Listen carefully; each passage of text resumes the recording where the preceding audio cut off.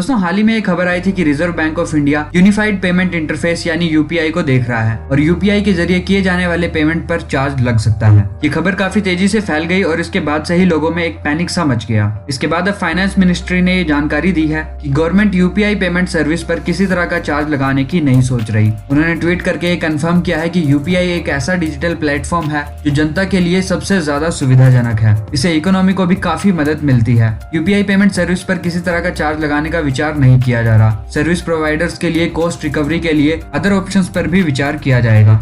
दोस्तों आज यूपीआई का यूज बहुत से आम लोग, छोटे दुकानदारों से लेकर बड़े बड़े शॉप्स, मॉल्स और शोरूम्स इसका यूज करते हैं। यूपीआई एक रियल टाइम पेमेंट सिस्टम है जो एक बैंक के अकाउंट से दूसरे बैंक के अकाउंट में पैसा तुरंत ट्रांसफर कर देता है। ये काफी इजी है, सेफ है और सिक्योर है। सबसे खास बात यह है कि यूपीआई के जरिए रात या दिन कभी भी मनी ट्रांसफर कर सकते हैं। इसके साथ ही यूपीआई का इस्तेमाल बहुत सी फाइनेंशियल कंपनीज कर रही है, जैसे पेटीएम, फोन पे, गूगल पे, भीम, यहाँ तक कि अमेजोन भी। यूपीआई पेमेंट की तारीफ पीएम मोदी हमेशा से ही करते आ रहे हैं। इसी साल जुलाई में जब यूपीआई ट्रांजैक्शन की टोटल वैल्यू 6 अरब को पार कर गई थी, तब पीएम ने यूपीआई लेन देन को काफी सराहा था। उन्होंने ट्वीट करके कहा था कि ये एक बड़ी अचीवमेंट है। इसके साथ ही यूपीआई डिजिटल ट्रांजैक्शन के लिए जब कोविड-19 के लॉकडाउन के चलते सोशल डिस्टेंसिंग बनाई जा रही थी, तब यूपीआई ने कैशलेस ट्रांजैक्शंस के लिए काफी मदद करी। National payments corporation of India के द्वारा जारी किए गए स्टैट्स के अकॉर्डिंग यूपीआई ने 6.28 अरब ट्रांजैक्शंस की राशि 10.62 ट्रिलियन रुपए में की थी। जुलाई में डिजिटल ट्रांजैक्शन की संख्या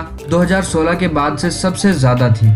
फाइनेंशियल मिनिस्ट्री ने क्लैरिफाई तो किया है कि इस पर कोई चार्जेस नहीं लगेगा, लेकिन इसका मतलब ये नहीं है कि यूपीआई बिल्कुल फ्री है। यूपीआई को चलाने के लिए पैसा लगता है, सर्वर को रन करने के लिए रिसोर्सेज लगते हैं, लेकिन गवर्नमेंट ने कहा है कि वो ये सब अदर सोर्सेज से कलेक्ट करके इसको चलाएंगे। फिलहाल जनता के लिए ये बिल्कुल फ्री होगा।